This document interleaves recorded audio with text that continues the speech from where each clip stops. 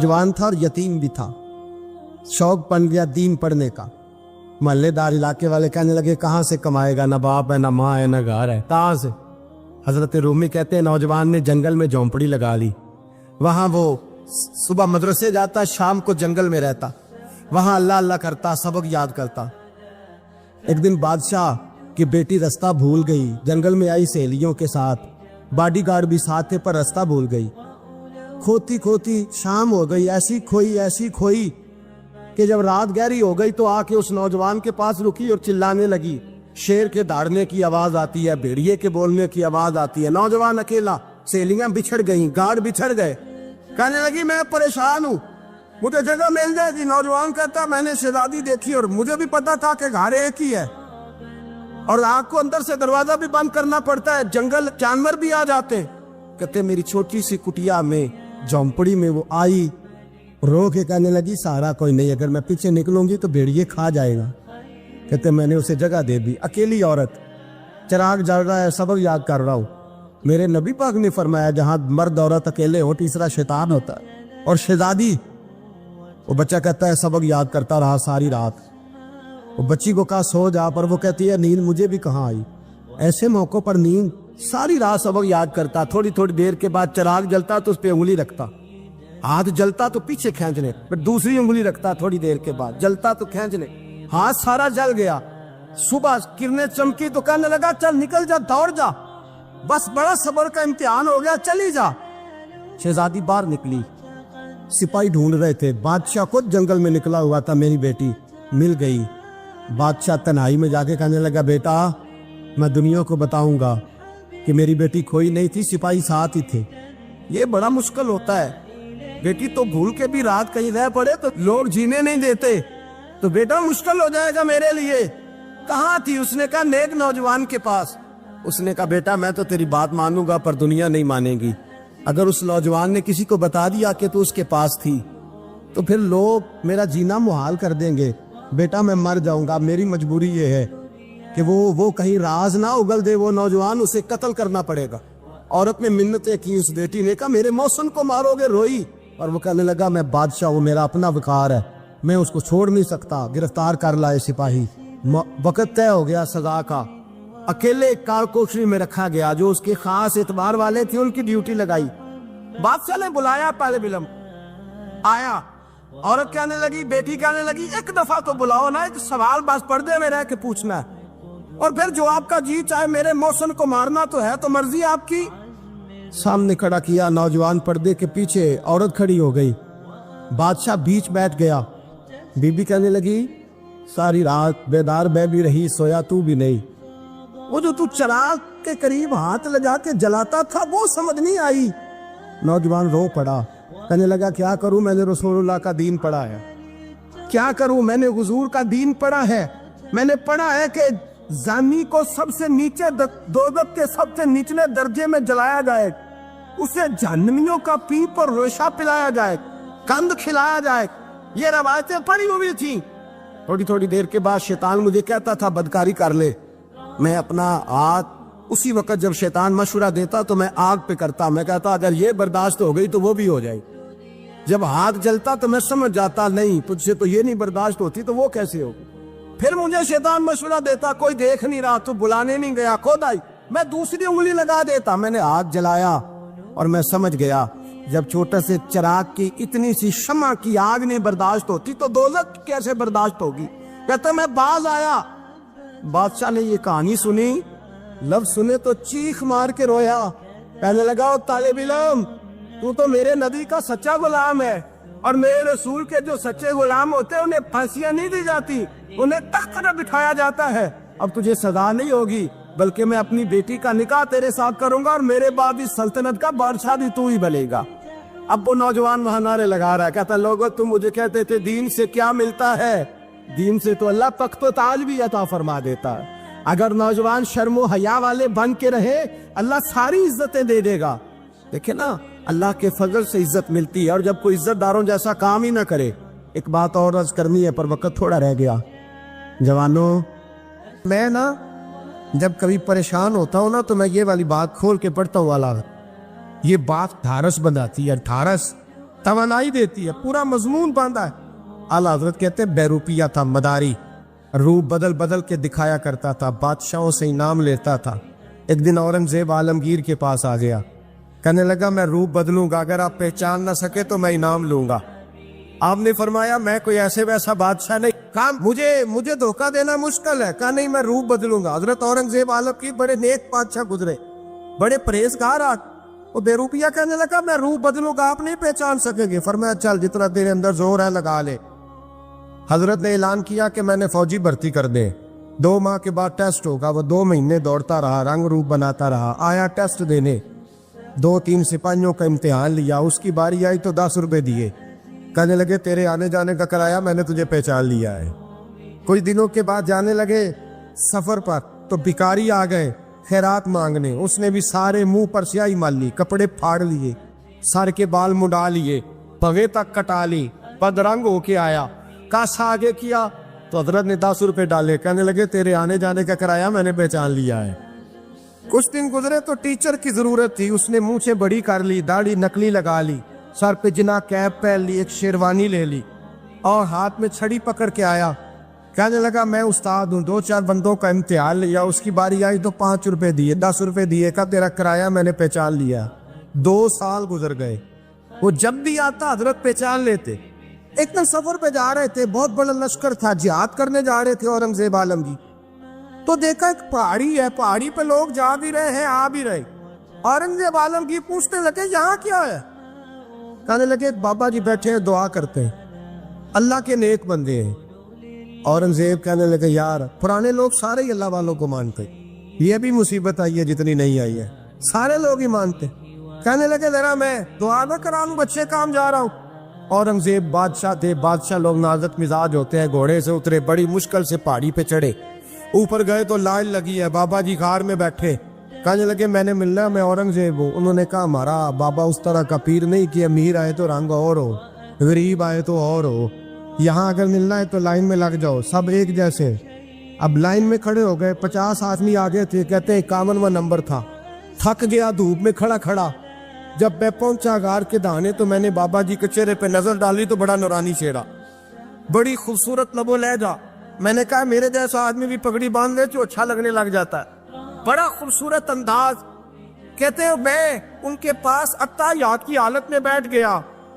میں نے کہا حضور میں جا رہا ہوں جہاد کرنے, دعا کرنا. بزرگوں نے ہاتھ اٹھائے, اللہ اس کی مدد فرما, دین کو غلبہ عطا فرما, اسے دین کا سچا پکا سپاہی بنا. پھر تھپکی دی, 2-4 نصیحتیں نکال ڈالی, دیکھنا ظلم نہ کرنا, زیادتی نہ کرنا, جب تم جیت کر نہ کرنا, غرور نہ کرنا, نصیحتیں بھی کر دی.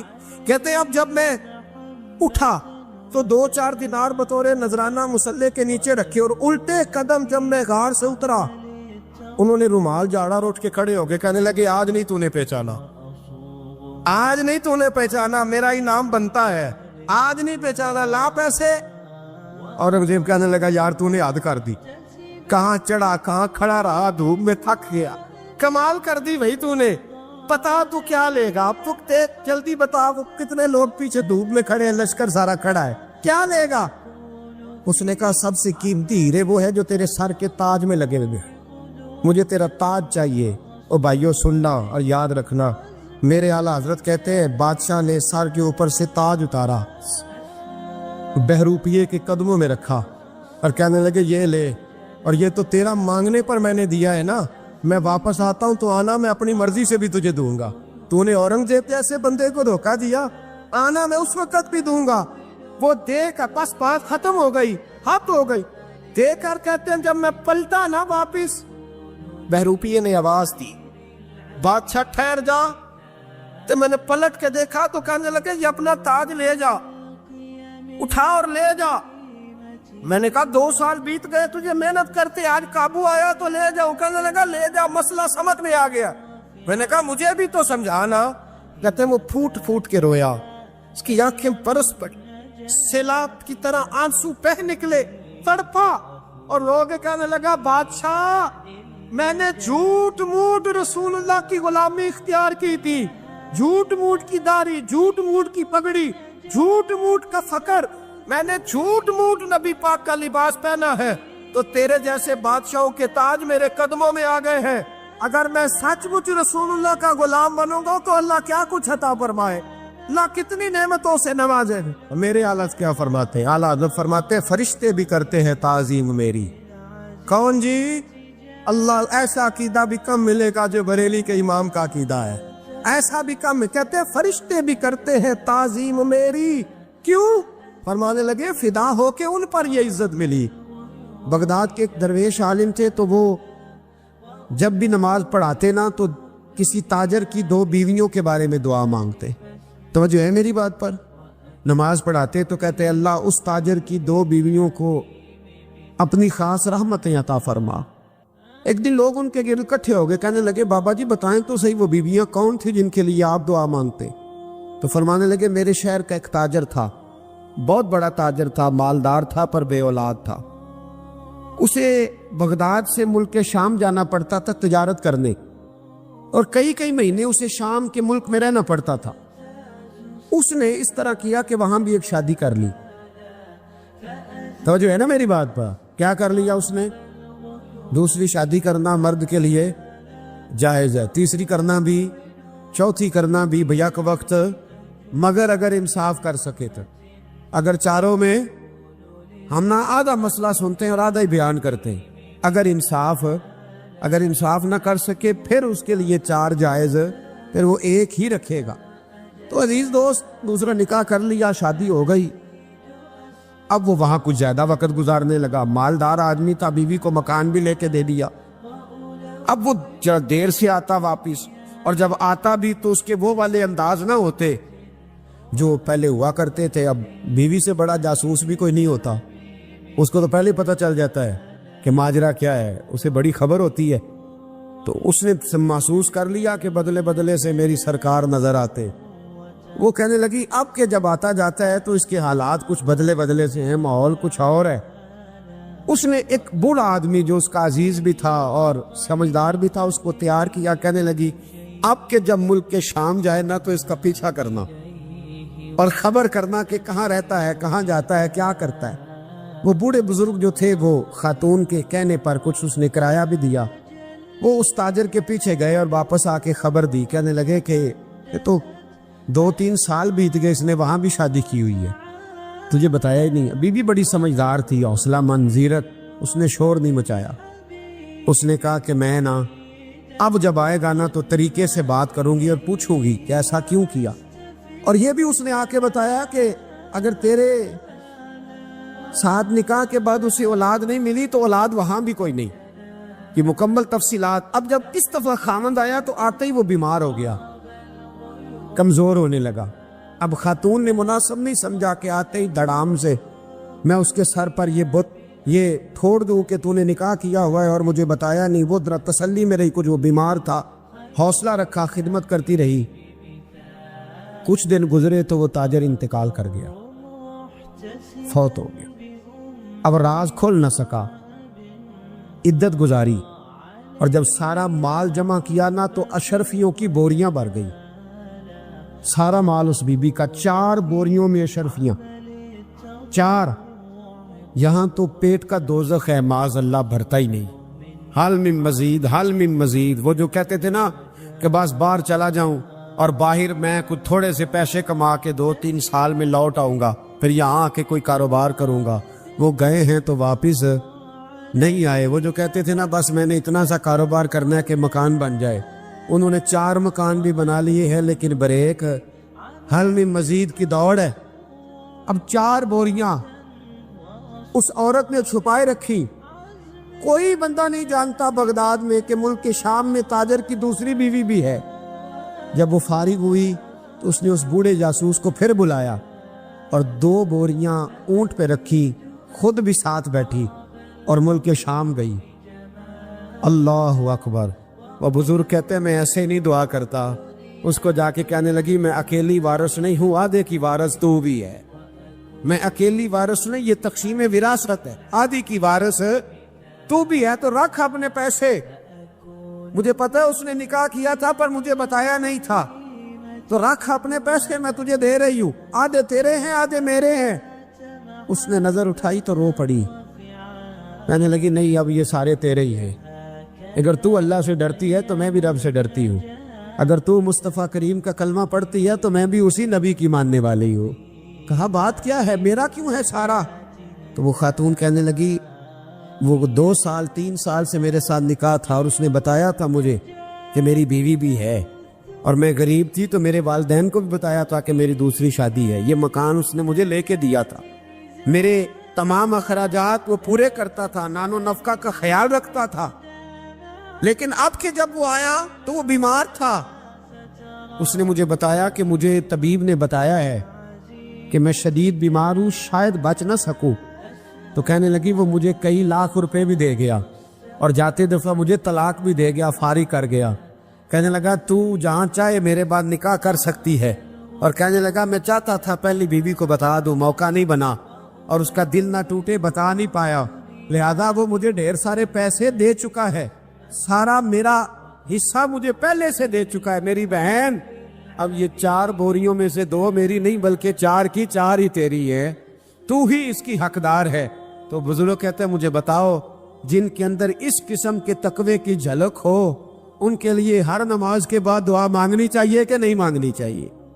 حضرت عمر کے زمانے میں نا ایک نوجوان تھا، نیک تھا، مسجد جایا کرتا تھا رات کو۔ تو مسجد جا رہا تھا تو رستے میں ایک عورت نے دعوت گناہ دی، ابن عساکر نے اس کو لکھا ہے۔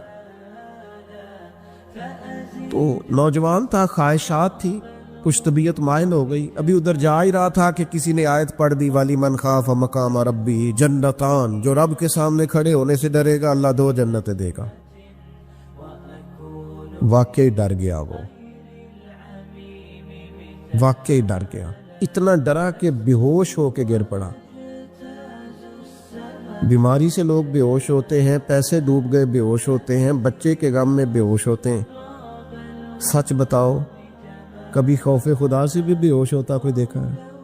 ہمارے ہاں تو روز مرہ ہی نہیں ہے بھائی، اور بڑی باتیں ہیں بے ہوش ہونے کی، ڈرنے کی، غش کھانے کی۔ بے ہوش ہو کے گر پڑا، بوڑھے باپ کو کسی نے بتایا بچہ بے ہوش پڑا ہے، اٹھا کے گھر لائے، گھر لا کے کہا بیٹا کیا ہوا؟ نوجوان ہے، چڑھتی جوانی ہے پر پاکیزہ بڑی ہے۔ کہنے لگا ابا جی گناہ کی طرف چلا گیا تھا، پر میں نے آیت سن لی جو اللہ کے سامنے کھڑے ہونے سے ڈرے گا رب 2 جنتیں دے گا، میں ڈر گیا تھا، رب واقعی 2 جنتیں دے گا۔ باپ رو پڑے، ابا جی کی آنکھوں میں آنسو آئے اور کہا پتر اللہ بڑا مہربان ہے، اس کے وعدے سچے ہیں، واقعی 2 جنتیں دے گا۔ اس نے پھر ایک چیخ ماری اور اس طرح کی ماری کہ اس کی روح ہی پرواز کر گئی، روح ہی پرواز کر۔ کشتگانے خنجر تسلیم را، عشق کی خنجر سے قتل ہو گئے لوگ۔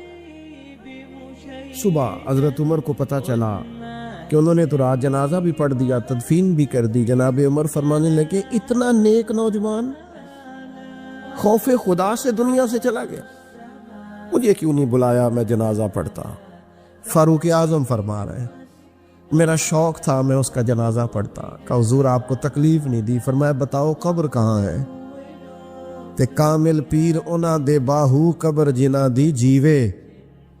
حضرت فاروق اعظم قبر پہ تشریف لے گئے اور کھڑے ہو کے فرمانے لگے نوجوان مجھے امید ہے میرے رب نے تجھے 2 جنتیں دی ہوں گی۔ ابن عساکر کھول کے دیکھو تاریخ بغداد نے کیا لکھا ہے۔ حضرت سیدنا فاروق نے فرمایا امید ہے 2 جنتیں دی ہوں گی، قبر کے اندر سے بولا کامل پیرو نہ دے باہو قبر جنا دی جیوے، قبر کے اندر سے بولا۔ کہنے لگا حضور امید والی بات نہیں، رب کے وعدے سچے ہیں، اس نے واقعی مجھے 2 جنتیں عطا فرمائی، 2 جنتیں دی ہیں، میں نے اپنے مالک کو راضی پایا۔ ہمارے صوفیاء تصوف میں ایک جملہ بولتے ہیں کہ تیرا تو فقر فقر بوزر ہے، یعنی جن کو صحیح درویش کہتے ہیں نا، صحیح درویش۔ مولا علی شیر خدا رضی اللہ تعالیٰ عنہ فرمایا کرتے 2 ہی تو بندے ہیں جو رب کے رستے میں کسی شے کی پرواہ نہیں کرتے۔ حضور کون سے؟ فرمایا ابو ذر غفاری ہے اور دوسرے علی المرتضیٰ ہے۔ مولا علی فرمایا کرتے یہ نا مسلمانوں میں سے 4تھے یا 5ویں مسلمان ہیں، شروع سے ایک سلیم الطبع آدمی، کچھ لوگ طبع بڑے نفیس ہوتے ہیں، طبع نہیں، اللہ کی طرف سے شروع سے ہی ان کا جو قبیلہ تھا بنو غفار وہ رہزنی کرتا تھا، لوگوں کو لوٹ لیتا تھا۔ شروع میں یہ کام کیا، لیکن جب کچھ لوگوں کی چیخیں کانوں میں گئیں تو چھوڑ دیا، فرمایا نہیں یار طبیعت نہیں مانتی۔ اور نبی پاک کا کلمہ پڑھنے سے پہلے ہی بتوں کی پوجا چھوڑ کے رب کی عبادت شروع کر دی۔ لوگ پوچھا کرتے تھے آپ عبادت تو کرتے تھے پر منہ کدھر کرتے تھے؟ فرماتے تھے جدھر وہ کرا لیتا تھا کر لیتے تھے۔ کسی نے انہیں بتایا کہ مکے میں ایک شخص ہیں جنہوں نے اعلان نبوت کیا ہے، آپ کی طرح کی باتیں کرتے ہیں۔ انہوں نے اپنے بھائی کو بھیجا، ان کا نام انیس تھا، پتہ کر کے واپس آئے۔ بھائی کہنے لگے ابو ذر، ان کا نام جندب ہے، اصل میں ذر ان کے بیٹے کا نام ہے اور کنیت سے زیادہ معروف ہیں، ابو ذر غفاری کہلاتے ہیں۔ فرماتے ہیں کہ بھائی نے آ کے بتایا کہ وہ نیکی کا حکم دیتے ہیں، برے کاموں سے منع کرتے ہیں، صلہ رحمی کا پیغام دیتے ہیں، لیکن لوگ سارے مخالف ہیں۔ یہ چیز بھی بڑی کاؤنٹ ہوتی ہے، اسے نہ کاؤنٹ کیا کریں۔ لوگوں کی ترجیحات بدلتی ہیں، صبح کچھ، دوپہر کچھ، شام کچھ، اسے نہ کاؤنٹ کریں۔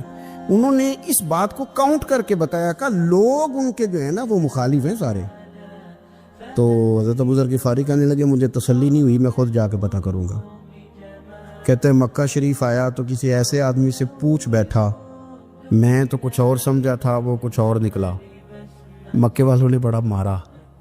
مکے پہنچ کے پہلی جو چیز ملی وہ مار کھانے کی تھی۔ اب میں ڈرتے کسی سے پوچھتا ہی نہ، بھوک بھی بڑی تھی، رہنے کو جگہ نہیں تھی، حرم شریف میں لیٹا رہتا تھا۔ میرے نصیب دیکھو، مجھے ایک شخص نے نہ آ کے ہلایا، کہنے لگے اگر مناسب سمجھے تو میں آپ کو دیکھ رہا ہوں کافی دیر سے، آپ کوئی پردیسی ہیں، آپ کا اپنا مہمان نہ بنا لوں؟ تو میں نے کہا آپ کا کیا نام ہے؟ کہنے لگے میرا نام ہے علی ابن ابی طالب۔ کہتے ہیں مولا کائنات گھر لے گئے، کھانا بھی کھلایا، جگہ بھی دی، سونے کو خدمت بھی کی، لیکن چونکہ میں تو پہلے ایک سے پوچھ کے مار کھا بیٹھا تھا، میں نے پوچھا نہیں میں کدھر آیا ہوں۔ رات رہے، اگلی رات بھی رہے، لیکن میں نے بتایا نہیں میں کس کام آیا ہوں۔ حضرت ابو ذر غفاری رضی اللہ تعالیٰ عنہ کہتے ہیں خود ہی مولا علی نے پوچھا بتا سکتے ہو کیسے آئے ہو؟ میں نے کہا راز رکھ لو گے؟ فرمایا بڑا کشادہ سینہ دیا رب نے مجھے۔ تو بات تو کہنے لگے یار میں تو محمد مصطفیٰ کی زیارت کرنے آئے صلی اللہ تعالیٰ علیہ وسلم۔ یہ بے نیاز لوگوں میں سے ہیں حضرت سیدنا ابو ذر غفاری۔ میں حضور کی زیارت کے لیے ہوں۔ حضرت علی کہنے لگے سویرے لے چلوں گا۔ انسان بزدل نہیں ہوتا، ہر انسان بزدل نہیں ہوتا، اور بلا وجہ ٹکراؤ کی پالیسی بنا لینا یہ بھی سیانے لوگوں کا کام نہیں۔ حکمت کے تقاضوں کے مطابق چلنا یہ بھی دلیر لوگوں کا ہی کام ہوتا ہے۔ حضرت مولا علی کہنے لگے صبح لے کے چلوں گا پر حالات ٹھیک نہیں، شرارتی لوگ ہر جگہ ہوتے ہیں۔ اگر کوئی شرارتیوں کا ٹولہ ملا نا جو کھڑا ہوگا جاسوسی کرنے کے لیے کہ حضور کی طرف کون کون جا رہا ہے، تو میں نیچے جھکوں گا جوتے کا تسمہ ٹھیک کرنے کے لیے، لیکن آپ نے نہیں کھڑے ہونا، آپ نے چلتے رہنا ہے تاکہ کسی کو شک نہ ہو۔ کہتے اس ترتیب سے حضرت علی مجھے لے کے گئے، میں حضور کی بارگاہ میں پہنچا۔ مولا علی کہتے ہیں بڑے بڑے لوگ سوال کرتے تھے پر یہ شروع سے سلیم الطبع تھے، مجھے کہہ لینے دینا، انہوں نے ماننا ہوتا ہے وہ لمبے سوال کرتے ہی نہیں۔ مان جو لیا تو لمبے سوالوں کی ضرورت ہی کوئی نہیں۔ کہتے ہیں لوگ بڑے بڑے سوال کرتے تھے پر ابو ذر نے 2-3 باتیں پوچھی اور آگے جا کے کہنے لگے حضور ہاتھ بڑھائیں مجھے کلمہ پڑھائیں۔ نبی پاک صلی اللہ علیہ وسلم نے کلمہ پڑھایا، فرمایا باہر جا کے نا ابھی ذکر کرنا کہ تم مسلمان ہو گیا، یہ ماریں گے۔ عرض کی حضور انہیں مارنے دے، میں آیا بھی مار کھانے ہے، انہیں مارنے دے نا۔ پڑا فلک کو کبھی دل جلوں سے کام نہیں، دار دلوی نے کہا تھا پڑا فلک کو کبھی دل جلوں سے کام نہیں، اور جلا کے راکھ نہ کر دوں تو داغ نام نہیں۔ ماری تو کھانے آئے ہیں، مارنے دے، کرنے دے زور جتنا لگانا ہے لگانے دے۔ باہر جا کے اعلان کیا، مکے والوں نے مارا، اتنا مارا کہ بے ہوش ہو گئے۔ پھر کسی نے بتایا کہ تم نے گزرنا بھی ہے ان کے علاقے سے، بنو غفار سے، پھر ان کا پتہ بھی ہے یہ لوگ بڑے سخت ہیں۔ پھر چھوڑا۔ تپن بڑے جلالی تھے، زاہد مزاج تھے، فرماتے تھے کہ جو تمہاری ضرورت سے زیادہ ہے وہ سارا صدقہ کرو۔ کنز کے معاملے میں ان کا رویہ یہ تھا، صرف حضرت صدیق اکبر کو کچھ نہیں کہا انہوں نے، باقی حضرت عمر جیسے آدمی کو بھی کھڑا کر کے کہہ لیتے تھے یہ مال کیوں رکھا ہوا ہے خزانے میں، بانٹتے کیوں نہیں سارا؟ اور جناب عثمان غنی رضی اللہ تعالیٰ عنہ کے ساتھ تو باقاعدہ کئی دفعہ اس موضوع پر گفتگو کی۔ وہ کہتے تھے کہ جب اللہ کہتے ہیں قرآن میں کہ مال دولت جمع نہیں کرنی، تو وہ جو لوگ تھے وہ بھی بڑی شانوں والے تھے. وہ کہتے تھے کہ اللہ نے جب زکوٰۃ فرض کی تو مال جمع ہوتا ہے تو زکوٰۃ فرض ہوتی ہے نا. جب فطرانے کا کہا تو مال ہوتا ہے تو فطرانہ آتا ہے نا. تو آپ جو کہہ رہے ہیں وہ ٹھیک ہے، پر آپ اعلیٰ بات کر رہے ہیں تقوی کی، سارا بانٹو. تو حضرت ابو ذر غفاری کہتے تھے چلو ٹھیک ہے تمہاری بھی بات مان لیتا، پر یہ بتاؤ مدینے والے کا اپنا طریقہ کیا ہے؟ کہ بھئی حضور کا طریقہ تو وہی ہے جو آپ بتا رہے ہیں. تو فرمانے لگے پھر اس رستے نہ چلے جو رستہ مدینے والے رسول کا ہے. اور حضور سے، نبی پاک سے عشق کرتے بڑا کھل کے. یہ صحابہ صفہ میں سے تھے. کلمے پڑھنے کے بعد چونکہ طبیعت جلالی تھی تو حضور نے بھیج دیا، فرمایا واپس جاؤ اپنے قبیلے میں تبلیغ کرو. واپس گئے، بھائی کو مسلمان کیا، والدہ کو مسلمان کیا، قبیلہ سارا مسلمان کیا، وہیں رہے. ہجرت مدینہ کے بعد آئے تبوک کے موقع کے قریب، اور حضور نے صحابہ صفہ میں رکھ لیا. نوکری کرتے مدینے والے رسول کی، دلیر آدمی تھے، بڑا قبیلہ تھا، پر ڈیوٹی کرتے، ڈیوٹی خدمت کرتے. ایک بیٹا تھا زار اس کا نام تھا، اس کی ڈیوٹی لگائی تم نے میرے نبی پاک کے اونٹ چرانے. ڈاکو آئے تو صاحبزادہ اونٹوں کی، اونٹنیوں کی حفاظت کرتے شہید ہو گیا. اور یہ انوکھا بندہ ہے جس نے شرط لگائی تھی کہ میں نے کالی سیاہ رنگ کی عورت سے شادی کرنی. انوکھا بندہ ہے. ایک بیٹی تھی، ایک بیٹا، بیٹا شہید ہو گیا. بیوی سے کہا تم نے نبی پاک کے گھر میں خدمت کرنی ہے، حضور کے گھر والوں، اور میں نبی پاک کی نوکری کروں گا. حضور کی خدمت کرتے، ہر وقت خدمت میں رہتے. اور حضور جب آتے نا، صحابہ صفہ میں یہ شامل تھے جو لوگ دین سیکھتے، حضور جب آتے تو سب سے پہلے آ کے حضرت ابو ذر غفاری کا پوچھتے، بلائیں. اور جب بات کرتے حضور تو بار بار ان کو مخاطب کر کے بات کرتے. حضرت ابو ذر غفاری رضی اللہ تعالیٰ عنہ کا نبی پاک سے اتنا پیار کہ ہماری بھی مشکل حل کر دی. ابو داؤد شریف میں موجود ہے. ایک دن کہنے لگا یا رسول اللہ صلی اللہ علیہ وسلم، اگر کوئی بندہ کسی سے پیار بڑا ہی کرے پر اس جیسے عمل نہ کر سکے، کوشش کرے کرنا. لوگ ہمیں کہتے ہیں نا کہ پیار بڑا، عمل بھی تو کرو نا. بھی کرنا چاہیے، پر انسان ہے نا، غلطی بھی تو ہو ہی جاتی ہے. اب ہم عمل نہیں کر سکتے تو تم ہمیں پیار بھی نہیں کرنے دو گے؟ مہربانی کرو، پیار تو کرنے دو نا. حضرت ابو ذر غفاری نے کہا، ابو داؤد شریف میں موجود ہے، یا رسول اللہ صلی اللہ تعالیٰ علیہ وآلہ وسلم، حضور پیار بڑا کرے پر ان جیسے عمل نہ کرے تو حکم کیا ہے؟ تو حضور نے فرمایا پیار سچا کرے، اللہ قیامت کے دن جس سے محبت کرے گا نا اس کے ساتھ ہی دونوں کو اکٹھا فرما دے گا. تو حضرت ابو ذر نے فوراً کہا، حضور پھر مجھے آپ سے بھی بڑا پیار ہے، رب سے بھی بڑا پیار ہے. فرمایا فکر نہ کرنا، جنت میں اکٹھے ہی جائیں گے. اتنی محبت رسول پاک کی ذات کے ساتھ. حضور کی نوکری کرنا. ایک دن خدمت کرتے کرتے سو گئے.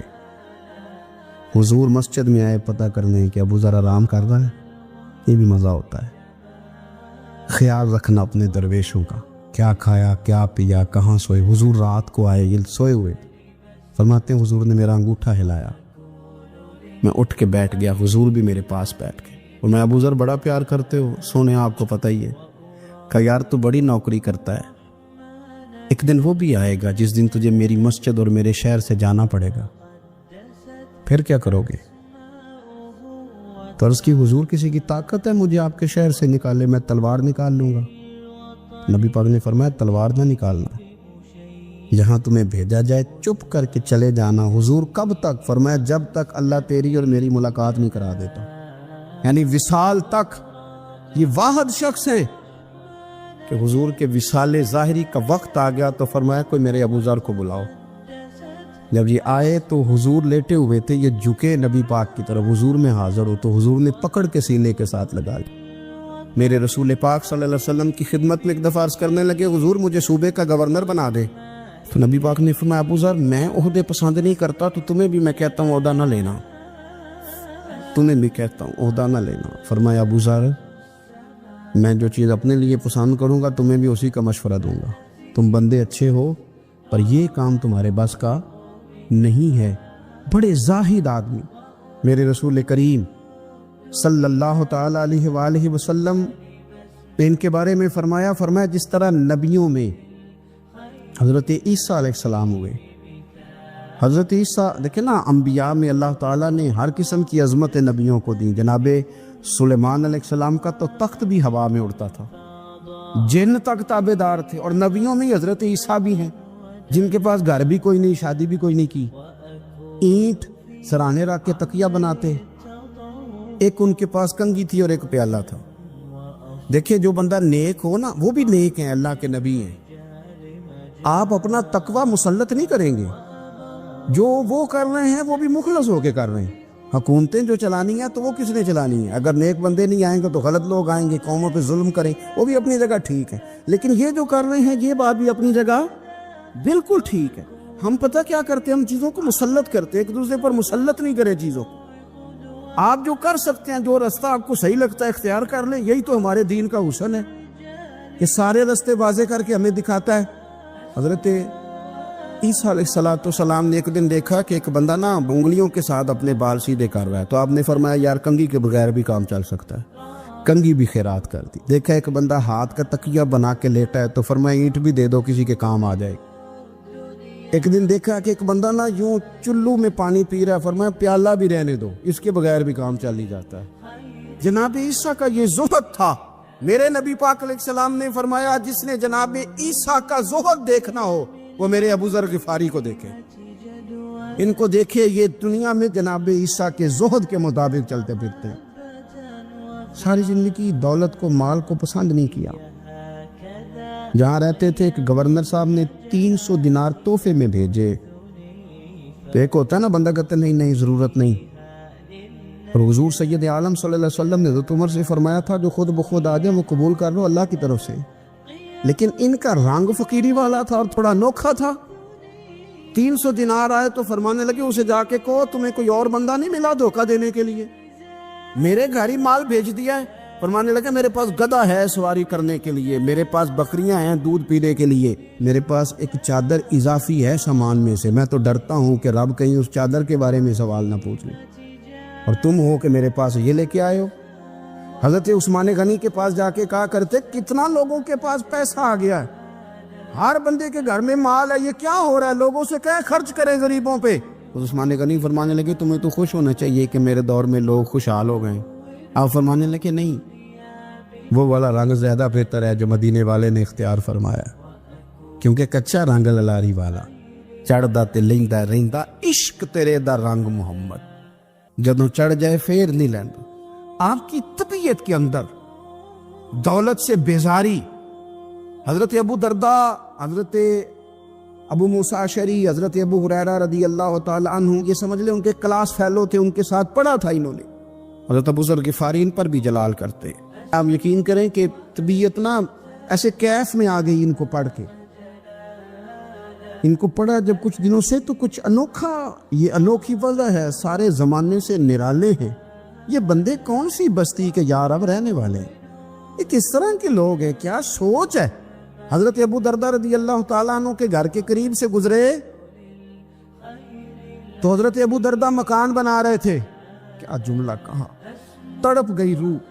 فرمانے لگے ابو درداء تجھ سے مجھے یہ امید نہیں تھی یار. فرمایا کیا ہوا؟ فرمانے لگے اب تیرا مکان بنانے کے لیے بھی اللہ کے بندوں کی پشتوں پر اینٹیں رکھی جائیں گی. تیرا مکان بنانے کے لیے رب کے بندوں کی پشتوں پر اینٹیں تیرے لیے. حضرت ابو درداء نے گردن جھکا لی. فرمایا یار جہاں تو ہے نا تو بالکل ہی ٹھیک کہتا ہے. کیوں؟ میرے نبی پاک صلی اللہ علیہ وسلم نے فرمایا اس زمین کے اوپر اور آسمان کے نیچے ابو ذر غفاری سے سچا بندہ کوئی نہیں, ان سے زیادہ سچا کوئی نہیں. فرمایا تو ٹھیک کہتا ہے یار, صحیح کہتا ہے. حضرت ابو موسیٰ اشعری رضی اللہ تعالیٰ عنہ کو گورنر بنا دیا گیا عراق کا. اب حضرت ابو موسیٰ اشعری صحابہ میں ایک بڑے جلیل القدر صحابی ہے, اور ان کی عظمتیں, رفعتیں, بلندیاں کیا کہنا, بڑی گہری دوستی تھی. لیکن جب وہ گورنر بن گئے نا تو آپ نے فرمایا بس بھئی اب تو نے عہدہ لے لیا ہے, یہ بندے کو ٹھیک نہیں رہنے دیتی تھی, اب تو عہدے میں چلا گیا. بڑی مدت کے بعد ملاقات ہوئی حضرت ابو موسیٰ اشعری کے ساتھ. وہ دوڑ کے آئے حضرت ابو ذر غفاری کے گلے ملنے, میرا بھائی میرا بھائی. فرمایا پیچھے ہٹ جا, میں نہیں تیرا بھائی, تو گورنر ہے, میں غریب آدمی ہوں, اپنا کام کر. پھر دوڑ کے آئے. فرمایا ابو ذر تو میرا بھائی ہے یار, اکٹھے پڑھتے تھے حضور. فرمایا نہیں جا, تو نہیں میرا بھائی. پھر آئے. جانتے تھے نا یہ سچا بندہ ہے, یہ سچا بندہ ہے, یہ تقریروں والا نہیں, صرف وعظوں والا نہیں, اس کے اندر بھی بڑی سچائی ہے. قریب آئے, آ کے کہا یار تو میرا بھائی ہے, میرے سینے لاگ. فرمانے لگے تو تیسری بار آیا ہے, مومن ہے, میں منہ نہیں موڑ سکتا, پر پہلے مجھے بتا گورنر بننے کے بعد تو نے مکان کتنے بنائے, باغ کتنے لگائے, چکیاں کتنی لگائی, کتنے تو نے چیزیں بنائی ہیں, پہلے بتا. حضرت ابو موسیٰ اشعری نے ان کا ہاتھ پکڑا, رونے لگے, کہنے لگے جس محبوب سے تو نے تربیت لی ہے میں بھی انہی کا نوکر ہوں, جن کپڑوں میں میں عراق گیا تھا میرے ہاتھ بھی وہی ہیں یار. کیا بات کرتا ہے تو, میرے وہی ہیں. مجھے بتا اگر یہ عہدے خدمت کے ہم نہیں لیں گے تو پھر کیا ظالموں کو دیں گے, غیروں کو دیں گے؟ نہ کر, کچھ نہیں بنایا. حضرت سیدنا ابو موسیٰ اشعری رضی اللہ تعالیٰ نے روئے, اور جب کہا نا کوئی شے نہیں میرے پاس, تو فرمایا اچھا چل آ جا, پھر سینے لگ جا, تو واقعی میرا بھائی ہے. پھر حضرت ابو ذر غفاری نے محبت فرمائی, وہ درویشی, وہ فقیری, وہ سادگی, وہ نورانیت, وہ دل کے ساتھ اندر. ہمارے تو بہت سارے لوگ ہیں جو کہتے ہو کہاں لے جانا ہے مال, کیا ضرورت ہے مال کی, ہر وقت مال کی مخالفت کرتے, لیکن دل ان کا کہتا ہے کہ آئے صحیح, کسی طریقے سے پہنچے صحیح. حضور نے فرمایا بعض لوگوں کی زبانیں شہد سے زیادہ میٹھی, دل بھیڑیے سے زیادہ خطرناک. اوپر سے کہہ کچھ رہے ہیں, اندر حالات کچھ اور ہیں. کی بات ہے کہ ایک ریاست میں ایک رحم دل بادشاہ ہوا کرتا تھا جو حلیہ بدل کر اپنی رعایا کی حالات کی خبر گیری کرتا. ایک دن بادشاہ اپنے محل میں اداس اور پریشان بیٹھا ہوا تھا کہ اتنے میں اس کا وزیر اس کے پاس آیا اور اس نے بادشاہ کو رنجیدہ اور خاموش پایا. بادشاہ کی یہ حالت دیکھ کر وزیر بھی پریشان ہوا اور وزیر نے اسے سلام کیا تو بادشاہ نے کوئی جواب ہی نہیں دیا کیونکہ وہ اپنی سوچوں میں مگن تھا. وزیر نے دوبارہ سلام کیا مگر بادشاہ نے پھر بھی سر اٹھا کر نہیں دیکھا. اب تو وزیر کو بہت تشویش ہونے لگی. وزیر نے ایک دفعہ پھر بھرپور آواز سے سلام کیا اور پوچھا کہ آپ اس قدر خاموش اور رنجیدہ کیوں ہیں؟ بادشاہ اب کی بار ہوش کی دنیا میں لوٹا اور اس نے وزیر کو جواب دیا کہ کبھی کبھی میری ایسی حالت ہو جاتی ہے کہ کسی سے میرا بات تک کرنے کا جی نہیں چاہتا. آج بھی میری حالت کچھ ایسی ہی ہے. اب تم آ گئے ہو تو کوئی اچھی بات ہی کر دو تاکہ میرا دل بہل جائے اور موڈ خوشگوار ہو جائے.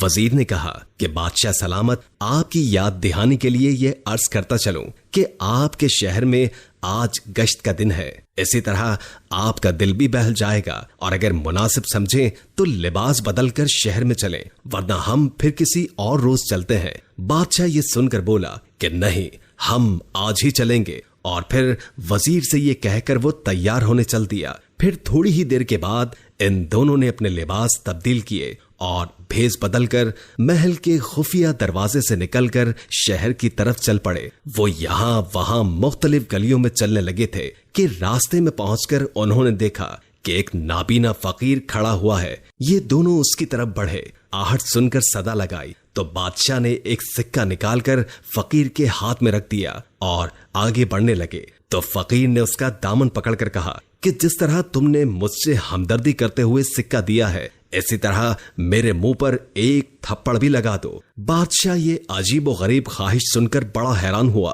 اور اسے ایک نابینا فقیر سمجھ کر آگے بڑھنے لگے. لیکن فقیر نے ان کا دامن نہ چھوڑا اور اس بات پر اصرار کرنے لگا کہ میرے منہ پر ایک چانٹا ضرور مار کر چاہیے, اور اگر یہ منظور نہیں تو اپنا سکہ واپس لے لیجئے, مجھے اس کی ضرورت نہیں ہے. نہ چاہتے ہوئے بھی بادشاہ نے اس کے منہ پر ہلکے سے چانٹا رسید کر دیا اور پھر وہ لوگ آگے بڑھ گئے. کچھ ہی دور جانے کے بعد بادشاہ کے دل میں خیال آیا کہ نابینا فقیر نے جو یہ حرکت کی ہے تو ضرور اس کے پیچھے کوئی راز دفن ہے, ورنہ کون اس طرح سکے کے لیے اپنے منہ پر تھپڑ لگواتا ہے. اسے جستجو ہوئی کہ وہ ضرور یہ راز پتہ کرے گا.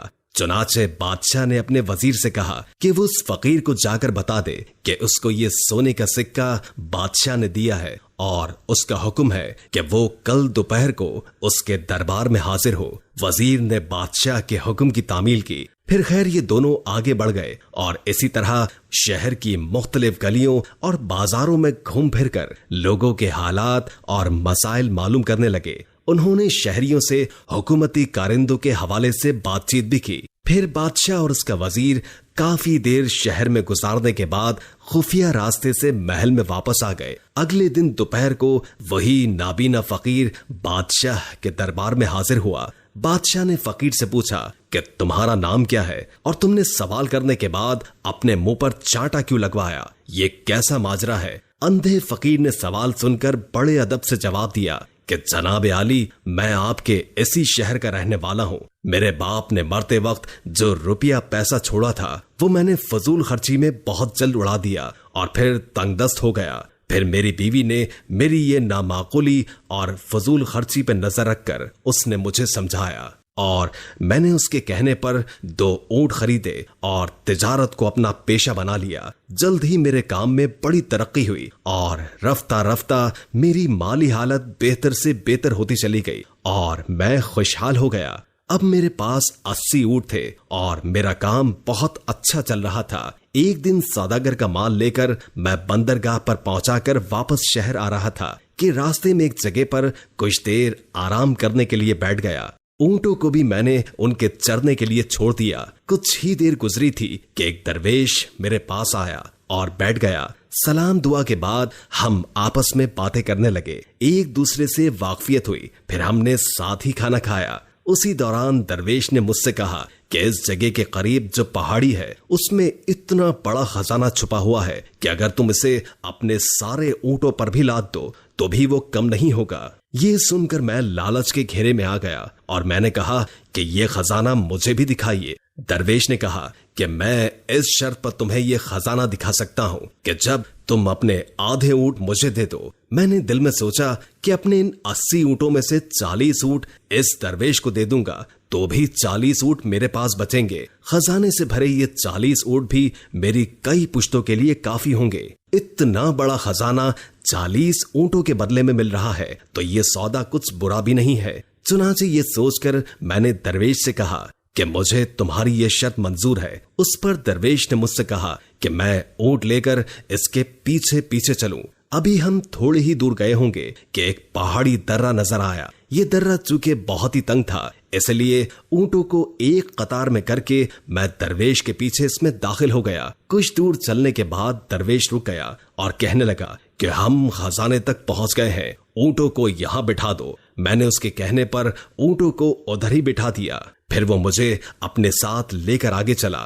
چند قدم چل کر اس نے لکڑیاں جمع کر کے آگ جلائی اور آگ پر کوئی خوشبودار سفوف چھڑک کر کچھ پڑنے لگا جسے میں سمجھ نہ سکا۔ کچھ ہی لمحوں کے بعد اچانک زمین لرزنے لگی اور ایک جگہ سے پھٹ گئی۔ جس جگہ یہ زمین پھٹی وہاں پر ایک عالی شان دروازہ نظر آیا۔ درویش نے مجھے اشارہ کیا کہ آؤ اور پھر ہم دونوں اسی دروازے میں داخل ہو گئے۔ جب میں دروازے کے اندر گیا تو میری آنکھیں حیرت سے پھٹی کی پھٹی رہ گئیں۔ ہر طرف ہیرے جواہرات کے انبار لگے ہوئے تھے۔ میں اس کو دیکھتے ہی لالچیوں کی طرح چمٹا اور یہ زر و جواہرات اپنے اونٹ پر لادنا شروع کر دیا۔ جب سارے اونٹ بھر گئے اور ہم واپس جانے لگے تو درویش نے چاندی کی ایک ڈبیا ایک صندوق سے نکالی اور اپنی جیب میں رکھ لی۔ اس کے بعد اس نے پھر کچھ پڑھنا شروع کیا جس کو میں سمجھ نہ سکا۔ ابھی ہم دروازے سے نکلے ہی تھے کہ زمین پھر ہلی اور خزانے کا دروازہ خود بخود بند ہو گیا۔ ہم پھر اسی درے میں پہنچ گئے جہاں سے گزر کر آئے تھے۔ درے سے نکل کر درویش اپنے 40 اونٹ لے کر ایک طرف کو چلا اور میں اپنے باقی 40 اونٹ لے کر بغداد کی طرف روانہ ہو گیا۔ بادشاہ سلامت میں چند قدم آگے ہی گیا ہوں گا کہ لالچ نے مجھے گھیر لیا اور میرے دل میں خیال آیا کہ بلا وجہ میں نے 40 اونٹ اسے دے دیے۔ وہ تو درویش ہے، اسے دولت کی کیا ضرورت ہے؟ لہٰذا میں واپس آ گیا اور اس سے بات کر کے 20 اونٹ واپس لے لیے۔ اب میرے پاس 60 اونٹ ہو گئے تھے۔ میں آگے چلا تو لالچ نے پھر میرے دل میں دستک دی، لہٰذا میں پھر واپس آ گیا اور درویش کو ڈرا دھمکا کر 10 اونٹ اور واپس لے لیے۔ پھر اسی طرح میں نے اپنے سارے اونٹ اس سے واپس لے لیے۔ اب درویش خالی ہاتھ چل پڑا تو میرے دل میں خیال آیا کہ اس کی جیب میں چاندی کی ایک ٹبیا تھی۔ जरूर उसमें कोई खजाना छुपा हुआ है। मैं फिर उसके पास गया और उसे डरा धमका कर वो चांदी की डिबिया लेने की कोशिश की। पहले तो उसने इनकार किया, तो फिर मुझे यकीन हो गया कि जरूर इसमें कोई खजाना छुपा हुआ है। लिहाजा मैंने उससे वो डिबिया छीन ली। मैंने उसे खोला तो उसमें सुरमा पड़ा हुआ था। मैंने उस सुरमे का राज उससे पूछा तो उसने बताया कि दाएं आंख में सुरमा लगाने से जमीन के खजाने नजर आने लगते हैं। मैंने फौरन सुरमा अपनी दाएं आंख में लगाया तो वाकई मुझे जमीन में छुपे खजाने नजर आने लगे। तो उसने मुझे बताया कि तुम इस सुरमे को बाएं आंख में मत लगाना, वरना बहुत नुकसान उठाओगे। मैं लालच में अंधा हो रहा था, लिहाजा मैंने उसकी बात ना सुनी और सुरमा अपनी बाएं आंख में भी डाल दिया, जिसको लगाते ही मैं अंधा हो गया। मुझे कुछ नजर नहीं आ रहा था। मैं जोर जोर से चिल्लाने लगा कि मुझसे मेरा सब कुछ ले लो, मगर मुझे मेरी बेनाई वापस कर दो। मगर अब मुझे मेरे लालच की सजा मिल चुकी थी। वो दरवेश मेरे सारे के सारे ऊंट और चांदी की डिबिया लेकर चलता बना और मैं वहीं ठोकरे खाने लगा।